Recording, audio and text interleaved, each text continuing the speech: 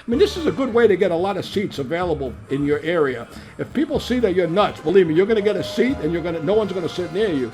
Hi, this is Brooklyn Jeff. I'm going to do some reaction videos. Some of these videos that I'm looking at I've never seen before. Actually, all of them I've never seen before. And I'm going to try to make some comment. I hope that they're funny. I hope they're insightful, and I hope you like them. I'm doing the best I can to off-the-cuff humor.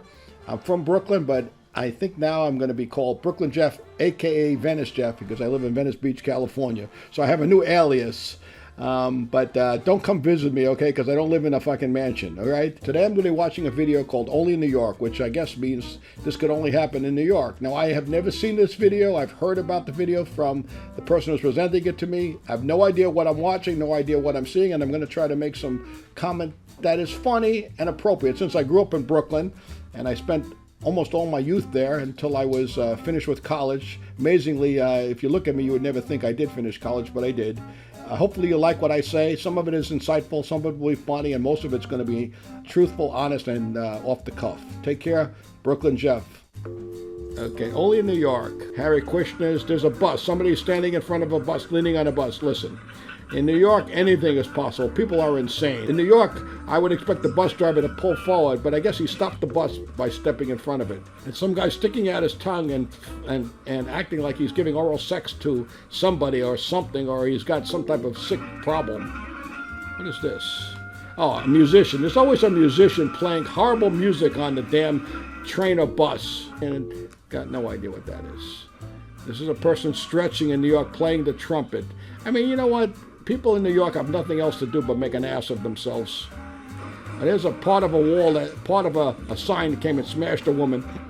What do you expect in New York? The trains are garbage. There's a guy standing, playing with a rubber band in his hand. It's making it float. And he thinks he's like a magician. He thinks everybody should be fascinated by his genius. Typical guy, nothing to do in life. Now there's a person who thinks he's a samurai walking around with 1,000 knives.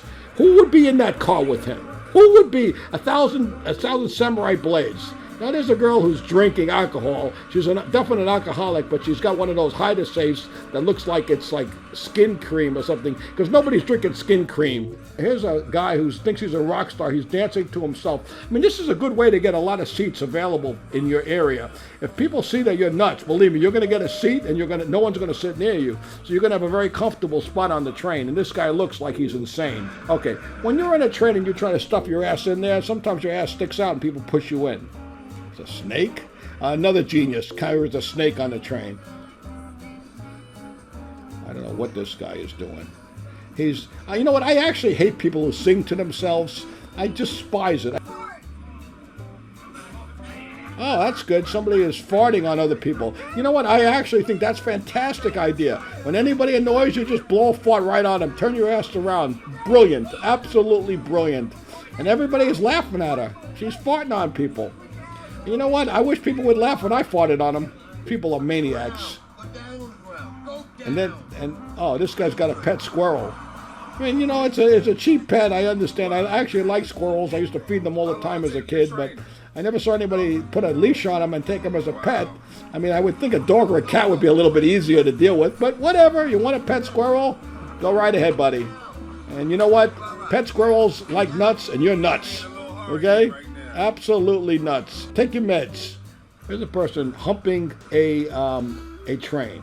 It looks like he's having sex with a train. You know what? When you're desperate, I mean, if you're that desperate, buy a blow-up doll, buddy. Buy a blow-up doll, go home, blow it up, give it a name, go take it out on a date, buy it some alcohol, have a fucking ball with it, okay? What the fuck is this? Yeah, I mean, this is, I don't know, you think he's trying to dance or something to try to look cool, but really he looks like he looks sick, to be honest. He looks like a pervert.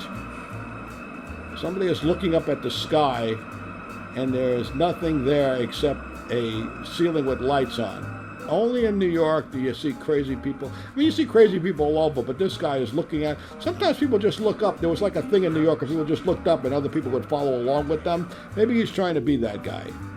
Device, can't figure out why. What is that? Look, you know what? God only knows. Figure it out for yourself. You know, every dog wants to hump a leg. I guess, you know what? I don't get it really, but I guess if you're really horny, humping a leg is better than nothing. Okay, when I was in New York, here's my train experience when I was in New York. My brother and I were going to play sports. And we were young, and we went on the train, and it was kind of a rainy, miserable day. And we were hoping that people would be in Church Avenue, which was called the Parade Grounds. And we were going there on the train, and it was just him and I, and some guy sits on the train right across from us, and he keeps lifting his pants up. And he pulls up, not lifting it up in a way, lifting up his shirt and showing us that he has a big knife in there. And I'm like looking at him thinking, oh no, this motherfucking nut job is looking at me. And my brother is younger than I am, and I was pretty protective of my brother, even though my brother was from Brooklyn. I was the older brother. And he keeps picking up this shirt. And I'm like looking at him thinking, oh fuck, Steve. So we moved closer to the door, to the train door. There was nobody in the train but us. Nobody, and this crazy guy keeps showing us this knife, and I'm thinking, this guy's gonna get us. He's gonna do something. So we get the train. I'm talking to my brother and kind of whispering to him, Steve, next stop we're getting off. We're gonna run. So we're moving closer to the door, and he keeps showing us the knife, even more so, and he's right across from us. And as soon as that train door opens, okay, my brother and I have a plan. I said, Steve, as soon as the train door opens, I'm going to get up and run. And we took off running right out. The door closed actually right behind us, and this asshole was trying to come after us, we thought. And we took off, and we went to the train conductor. And not the train conductor, the token booth. But at that time, that particular train station didn't even have a token booth. Nobody was in the booth. So we ran up the stairs like maniacs, thinking we're going to get stabbed. He's with me. I'm obviously watching him because as the older brother, I thought I was like a protector. I said, let's get to the token booth. And we get there's nobody at the token booth. So we got to continue to run out on the street.